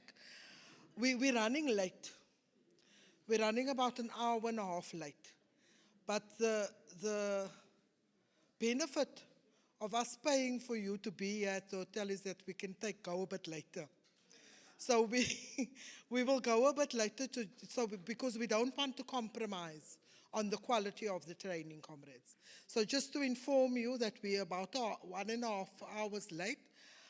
We can try to make some time up in lunchtime, but we're not going to cut on time for the sessions because we need to ensure that what needs to be done is done. That's the first thing. The second announcement that I want to make is that, comrades, you see that there's cameras here.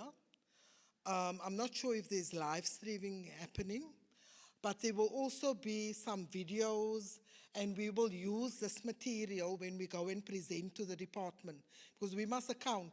So we will show some videos and pictures of the training, but there's the Poppy Act. And so we want to indicate to you that that is what's going to happen. We're going to, some of the material and some of the pictures will be used on our Facebook page. So if you have a challenge with that, comrades, if you have a challenge on your side, you can just indicate to Comrade Martin that you do have a challenge, and then we will just ensure that we do not use any pictures where you are on those pictures, comrades. So we need to comply with the POPI Act, comrades. So thank you very much for that. I think we're going to move in for tea now. Comrade Martin, tea? What time must we be back? 10 minutes, okay, thank you.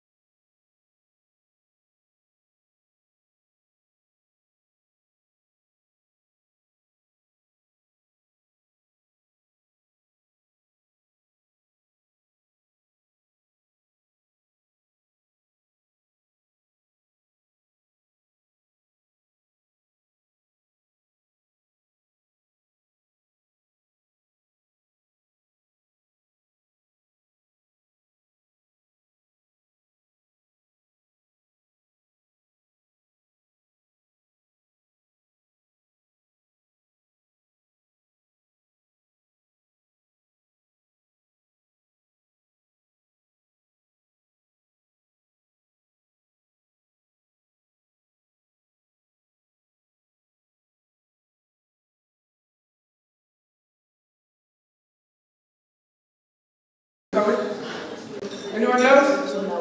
Okay. Let's park that and come back and see the extent to which we're able to address some of this. So, here's the key outcome of this workshop. Oh, there's somebody. Oh, okay. Go ahead, sir. Just wanted to You need here. Sorry, just hang on. You need here. Go ahead. I hope this program will be able to empower us, especially on the aspects that was touched on by Comrade Vivi. How are we going to make sure that these programs, assessment for learning, collaborate with SPA demands as well as ATP demands? That's a very good point, and we'll certainly look at it. Thank you.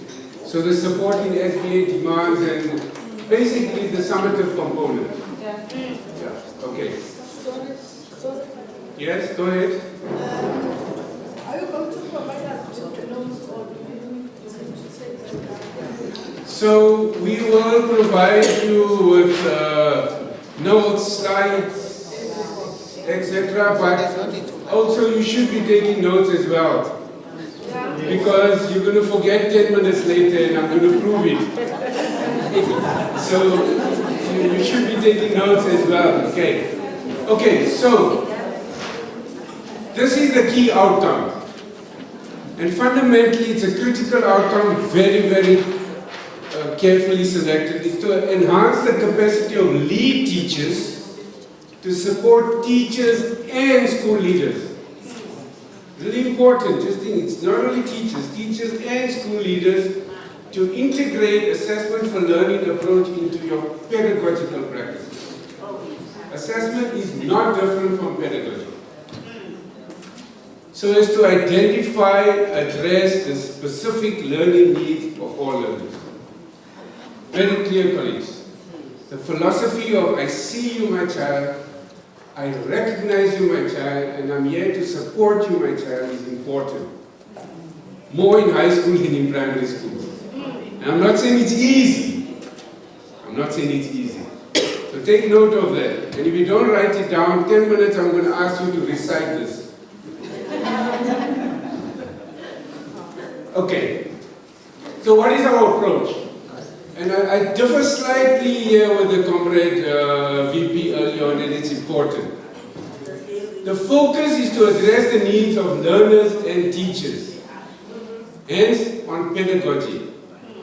But the quality of learning is dependent on the quality of teaching, which is dependent on the quality of teachers. So when the comrade MC talked about those naughty teachers who's going to go off to the beach just now, they may be good teachers, but if they're not teaching, you're not going to get learning. So it is a key distinction, and it's approach we use certainly in our work and in the country. And that quality of teachers comes from the north, where they focus on the individual rather than the pedagogy. Teaching. Secondly, colleague, there's no compromise on quality, and most important, equity. We need to focus on all our learners, and we should not be ashamed that we're focusing on those children who need us the most in our schools. Very clear. The equity dimension is fundamental, which means in your approach to teaching, if there's any child that you see that doesn't participate, if there's any child that you see struggling, it's your responsibility to bring her into the lesson. Keep her into your pedagogy. She needs you the most at that point in time. You have a responsibility to assist. The equity dimension, colleagues, is important. Quality, no compromise.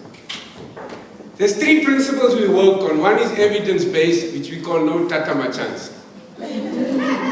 This program and your facilitation, sir, is not a lotto. You need to be prepared. You need to know your stuff. Our teachers are smart, very smart. To give them a workshop, within 5 days they'll say yeah, and then when they go, they take your book, they throw it in a dustbin and they will teach. You need to prove you know your stuff, you need to prove you're committed, you need to prove you have your experience. The people you see there, including myself, we were in the classrooms a week ago, a month ago. We prepare. When we go to workshops and the teacher tells us, you can't do that, we can say, last week I was in a grade 2 class, and this is how we did it. You need to know your staff as facilitators.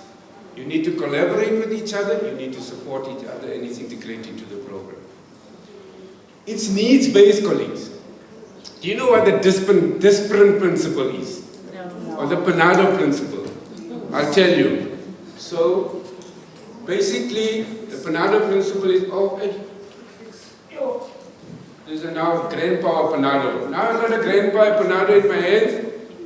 Don't know what to do, so I go look for a headache.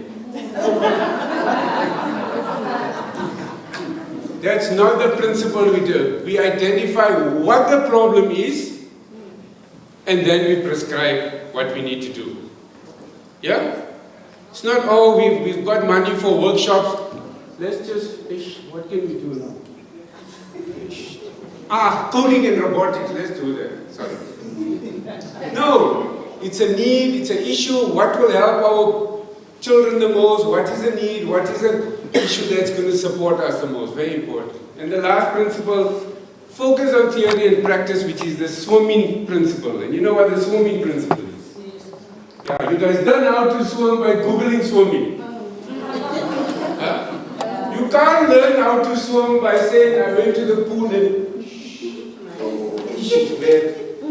I went to the pool, I put my toe in. No, you must jump into the pool.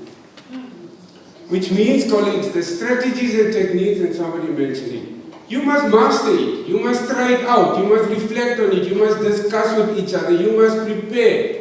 So that when any of your workshop colleagues question you, once your advice, once your information, you've got the experience. And the team that we have here, we use it all the time. In our classes, in our lectures. We use it all the time. So that's really important. So those fundamental principles is critical. So let me give you evidence. And Comrade Chair, I'm really surprised you haven't mentioned this. There's no DBE people in that. Yeah. Okay, you can put your videos off and whatever. But colleagues, SACTO adopted this program in 2012 already, based on the evidence that they had. DBD only announced this as a national strategy in March 2020. This is really important. I only realized it when I was doing some history for this. The recognition of the value of pedagogy and supporting our teachers to improve pedagogy was well in advance by the union. It was the first union, the first large organization to recognize its value of pedagogy. I'm glad you clap your hands, but along with that comes a responsibility. To do something, you can't just walk around and see, we're doing assessment for learning, see. I'm going to ask you, what are you doing about it? If I go to your class, let your learners improve. If I go to a class, I don't want to look at your average scores. The program is run with subject advisors, and we're quite pleased to say in every single district in KZN. And the Comrade President, by VP's president, was really critical. Our subject advisors need our support. And it's your responsibility to support them. Let me give you a story that's important. I don't know, I'm not sure if you know about this union, but we were doing the workshops, the one in 2015, in a province somewhere. There's a well-known union in this country, I won't mention names, but they have a color name. When we started the workshops, it was with subject advisors and teachers. They were clear, nobody walks into our school. And you know, when those comrades in red is danger, you don't argue. We worked with them, they worked with subject advisors side by side. When we ended that program, and even today, subject advisors walk in and out of their classroom. Of those very schools, initially they said subject advisors can come, but they can come with other team members. We were happy to go. Now they walk in and out. Because the common focus was exactly what you said. How do we develop the knowledges and skills first to support our learners? And accountability second. Be clear, comrades. You have to be accountable. There's no question about it. But you need to support people to be accountable, and then you hold them accountable. And this is the approach we're using. So we've got extensive experience in this, and we can share all the material with you in the pack. This is the results of a large-scale study that was conducted to see how does this impact on teacher knowledges and skills. And what's really critical here, if you see the improvement of teachers in no-fee schools that participated in this program and completed all the activities was significantly higher than the knowledges and skills of teachers in fee-based schools. And today in those very no-fee schools, where the majority of our children are, those teachers have much more expertise, knowledge than even in the very fancy Quintile 5 schools. In some of the biggest name schools in terms of their knowledges and skills on how to identify learners' learning needs and how to support it. Clear evidence it works. So, we expect you to be functioning there on the top as well after you're done with this program. So I'm going to skip the slides, but there's a lot of key distinguishing factors on this. I've raised a lot of it, but one or two key stuff is it's integrated into your daily practice. It's not an add-on. It's not something new that somebody brings from outside. It's part of your daily work, and the program is established such that it is integrated. Rennie, what time do we need to stop for lunch? At 1 o'clock. 1 o'clock?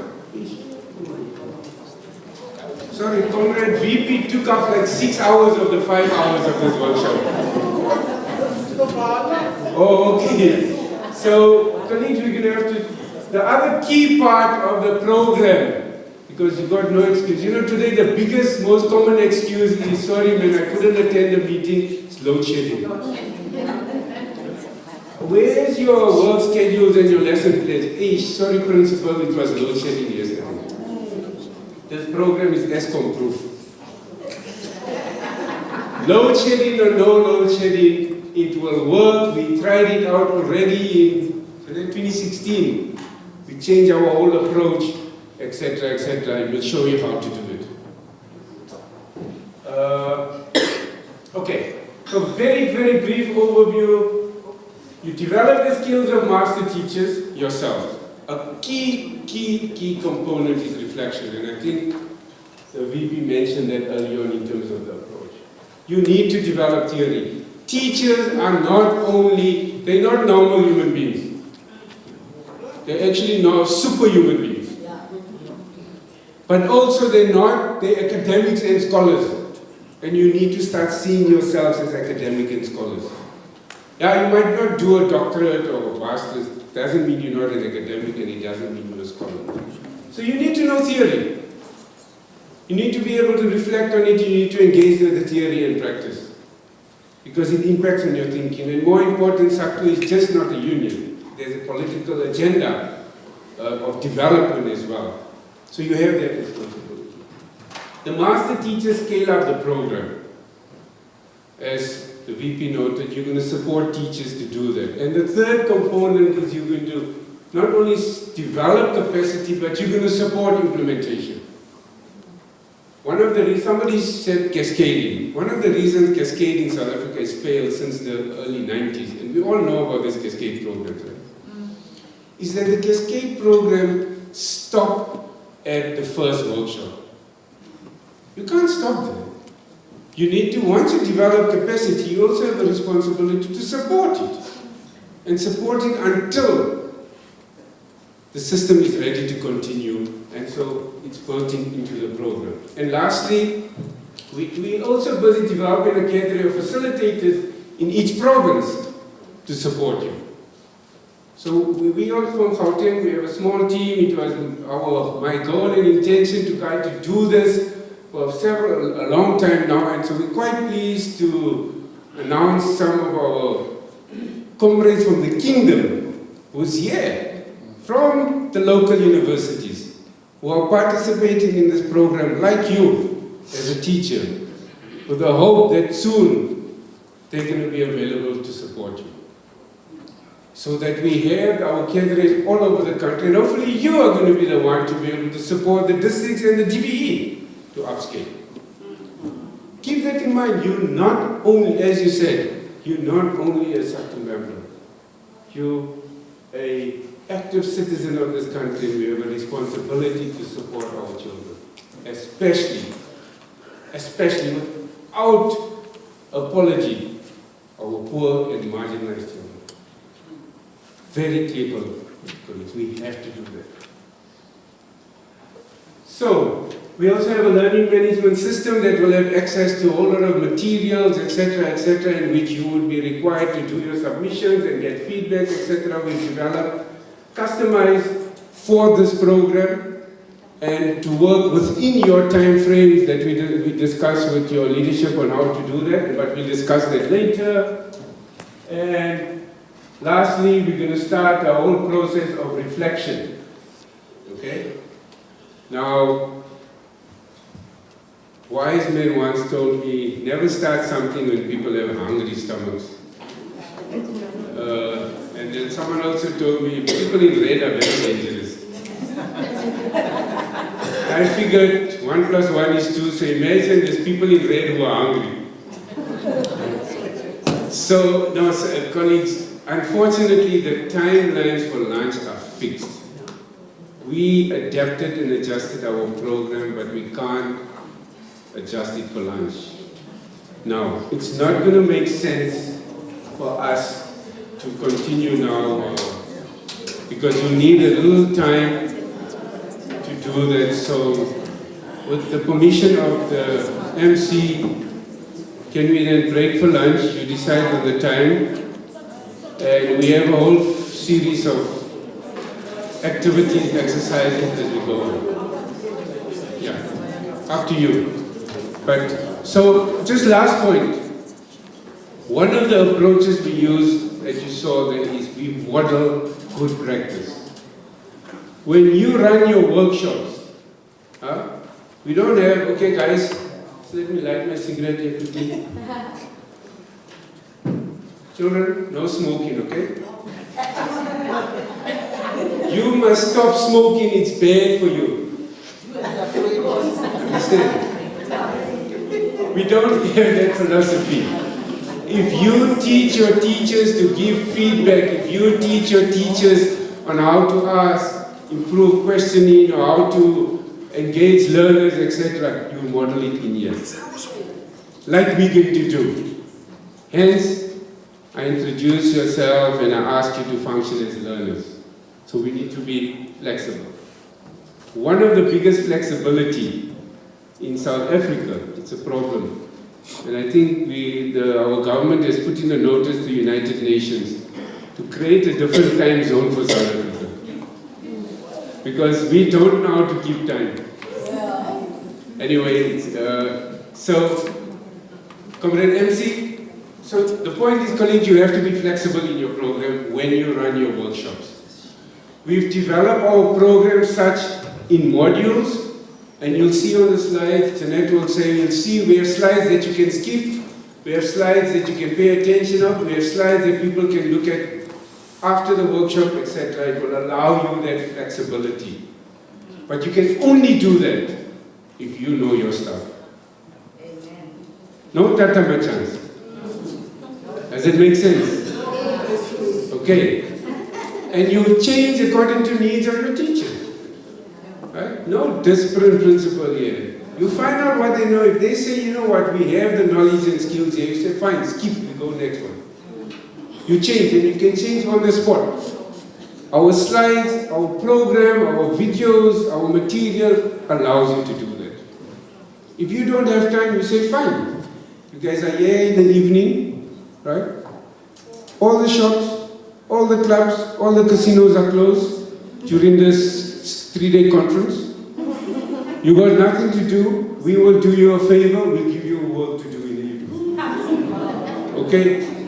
We're very considerate. Okay, you have that flexibility and we will use that opportunity. So, with that,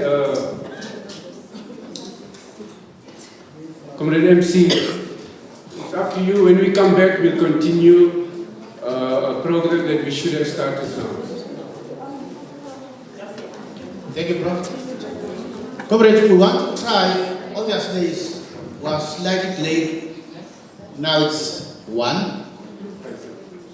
to 1. Oh. I'm It's a professor. not willing to compromise 5 minutes of our time. Yeah. Is 30 minutes enough? 45.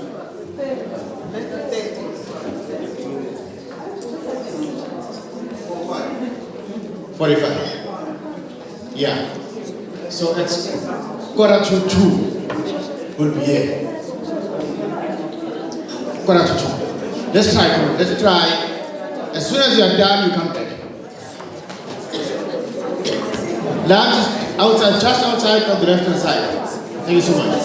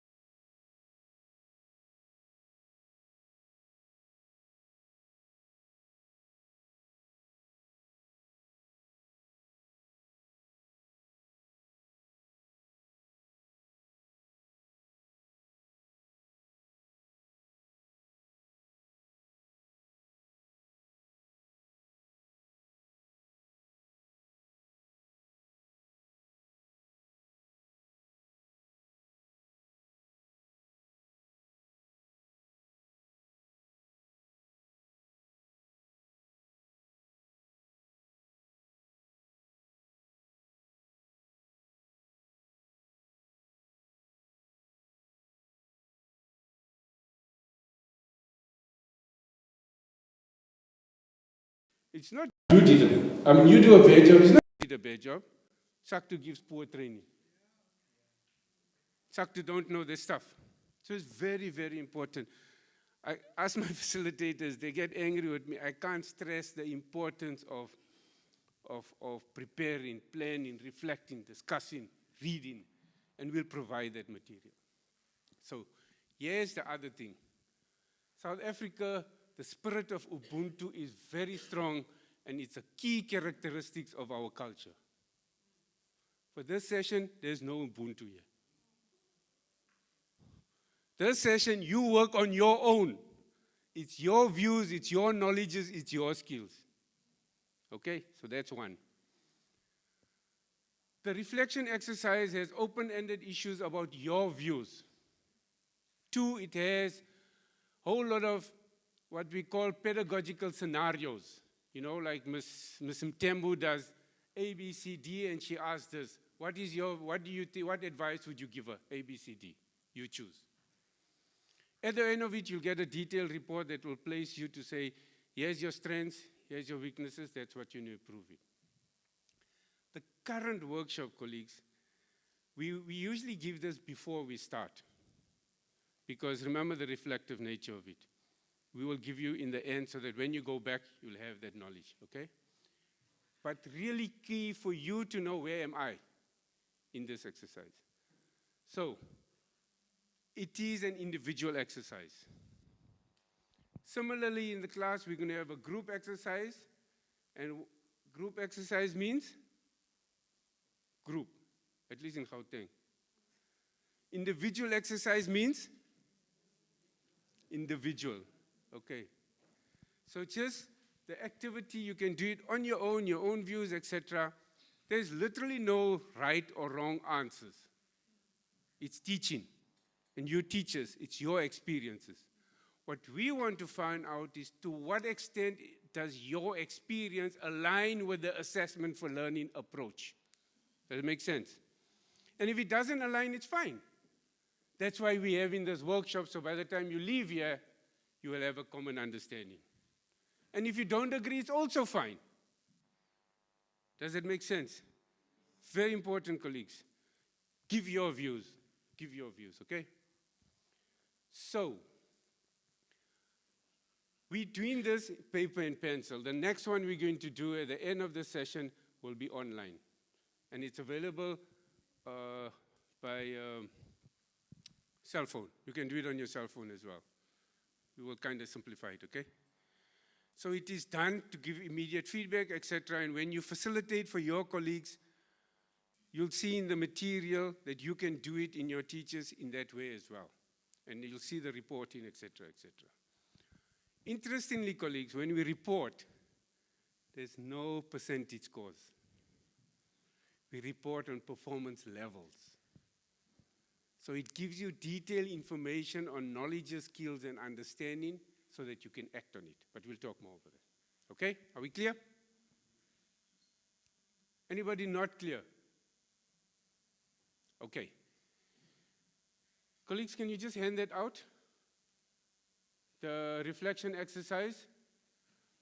That table is facilitators, so they don't, that's SACTU facilitators, they don't need anything. This table is also VIP, so they don't need anything. And we're completing it now, colleagues, and please allow people to reflect, and reflection is a mental activity. Reflect on your own. Oh yes, and by the way, don't Google, right?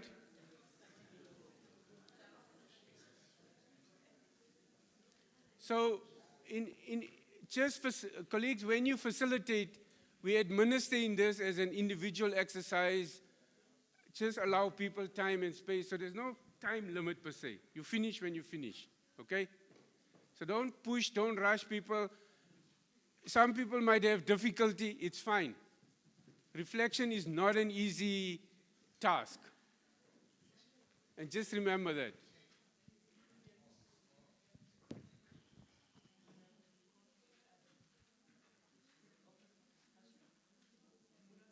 It's not open for discussion. No. open for discussion here. And there's no open for Googling, nah?